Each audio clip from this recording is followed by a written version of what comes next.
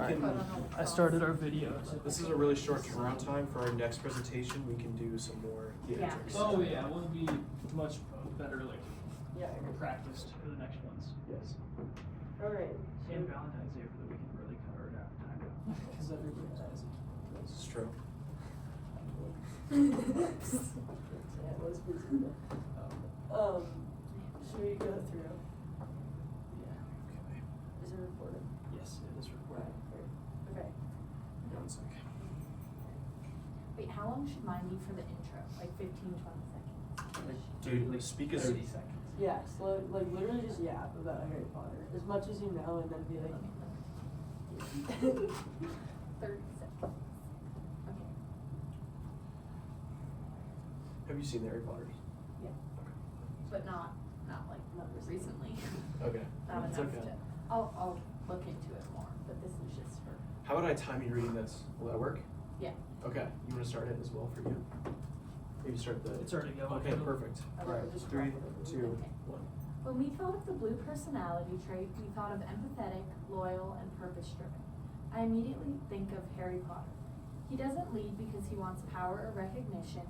He leads because he cares deeply about the people around him. Every major choice he makes is rooted in protecting his friends and standing up for what's right, even when it costs him personally. His willingness to sacrifice himself for others shows emotional courage, not dominance. That heart-centered leadership and strong moral compass are exactly what define a true blue personality. Now, Harry Potter is driven by 3 things. In need for intimacy, a strong moral compass, and a seeking for love and belonging. Having grown up without a family, his strongest motivation is to form these meaningful and loyal friendships in return. This is why we see with many of his friendships with Ron and Hermione, they can become his greatest source of strength. Now, he is guided by a strong moral compass and is constantly choosing what is right over what is easy. He seeks harmony and puts himself in danger to protect the people he cares about. And with this, he needs his moral integrity, he needs loyalty in return, and harmony to thrive. A few strengths that Harry Potter carries is his values for community and teamwork. Sorry. I'm like, You're sorry. I think I just need to know a little bit more about like Harry Potter. Yeah. Just so I can speak about it So, and like give just real examples instead of just like reading off. Yeah, so my he's like slides. Have you seen the movies? I've seen them, but like it's just been a while. he's Okay. like a very core part of Gryffindor, and he's kind of the face of the house. Okay. And everything that's happened in the past has gone back to him. Like he's technically the chosen one. Yeah. He's like Anakin Skywalker. Okay, cool. Yeah, right? Yeah, Anakin. There's some theory about it, if it was Luke or Anakin. Yeah. I'm an Anakin. It was person. Anakin, yeah, obviously. Yeah, so and like when random people see him in different towns, they're like, "Oh my God, you're Harry Potter! Like you're a legend." Yeah. Because his parents just like died for him, basically. But he's basically in school, and then he's fighting these villains at the end of each movie. Yeah. And he's doing it with the same 2 friends, Ron and Hermione. There we go. And so he's fighting. He's really good at working with his close friends. He has formed really deep connections with them, even only after meeting them for the first time at Hogwarts. He chooses what is right, and he stands for a symbol of good. And for his weaknesses, he's isolated and has missed intimacy throughout his whole life, leading up until Hogwarts. And then he does like to avoid conflict whenever necessary, and oftentimes like he's very sacrificial. He's like, he wants to keep other people out of harm's way and take it all on himself. Yeah, Okay. like in the last movie, he basically puts his life on the line to save Hogwarts. Okay, so I'll probably mention something like that. Or can I talk about like, is there a time where he's maybe been like, I don't know, he showed like empathy to like his like enemies still, like even though they're like they're going against him or trying to kill him or whatever. Yeah. Does he ever demonstrate like empathy? I mean, I can ask There ChatGPT definitely too. is. When Okay, he so I meets think Tom Riddle, he's like. after this, like I'm gonna do more research just so I know what I can Yeah. like say, just so I can like actually give real examples from like the movies. Yeah, look up in the Chamber of Secrets. That's the second one. Okay. And I feel like there's a lot. Okay. Yeah, I just think I need just a little bit more homework on it, just so I can like go through it. Okay, we're gonna pretend that this was 35 seconds. I agree. I can make it 35 seconds. We can also crop all this out so like we actually. Well, we Yeah. just, you know. I think we'll be fix fine. it Yeah, later. it's gonna go. No. Okay. Let's do the next slide here. Yeah. Okay. Okay. Video clip. So how? This will be 30 seconds. Where do you want it to end? Like 1:35. Mhm. Exactly. And we don't need to watch it. We can just go straight to the first one.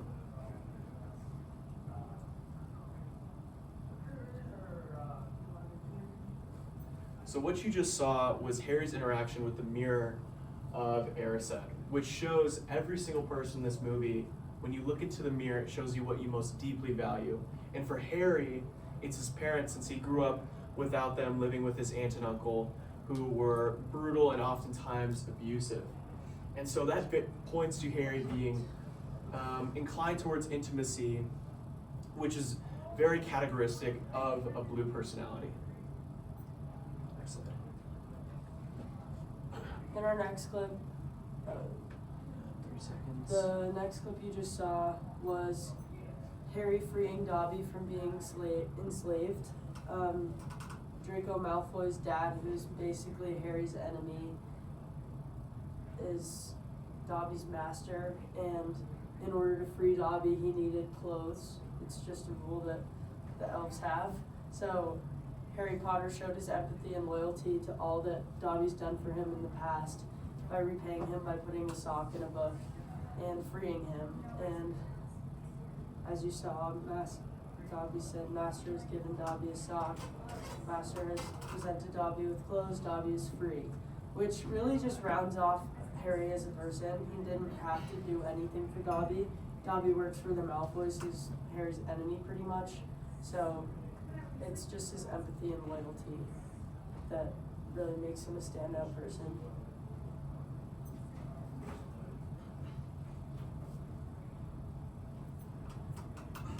So Harry's tone and speech patterns are very different for the people that he's talking to, which shows that he is emotionally intelligent and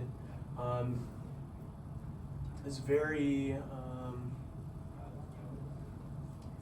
specific about the way he speaks to certain people. For example, around his friends, he's much more. He speaks much more loosely. There's a lot of interruptions. And kids around with them just like most friends do. But around authority figures like Dumbledore and McGonagall, who work at Hogwarts, he's much more traditional and formal around these people because he does respect authority and he signals that with his tone. And third of which, around his enemies who he fights at the end of each of the movies, he's much more reserved. He doesn't let them have anything about him, and tends to simply fight and get it over with. Which points to, I guess I should say, something about his emotions. Okay, next. You could talk about for like the emotional, like maybe he's a lot more like impulsive on like, I don't know, going to go like save his friend or like doing an action without like really thinking about it. Yeah. Just because he has that like emotional sense of like Yeah. his family and his friends. He just knows that it's Yeah. everything to do with that. Yeah. In terms of nonverbal communication, Harry shows leadership through posture. This is shown by his protective presence that is frequently taken throughout the show to put himself in harm's way between people of importance and the danger source. So this could be stepping in front of Ron or Hermione. It's also evident with his like physical appearance, how he squares his shoulders when confronting authority, and stands tall even in situations that would make many afraid. In terms of proxemetics, Harry reduces physical distance, shows trust and empathy. I won't read that, but he frequently stands close to Hermione and Ron, as we can see in these two images, and that is just something that he takes throughout the whole show. In terms of emotional transparency, his face shows all of his emotions before he even gets them out verbally. He has a very expressive face, and you can see it in his eyes, in a tight jaw, soft gaze with friends, and Okay, perfect. Sorry, Cool. that was a good one. Good job, guys.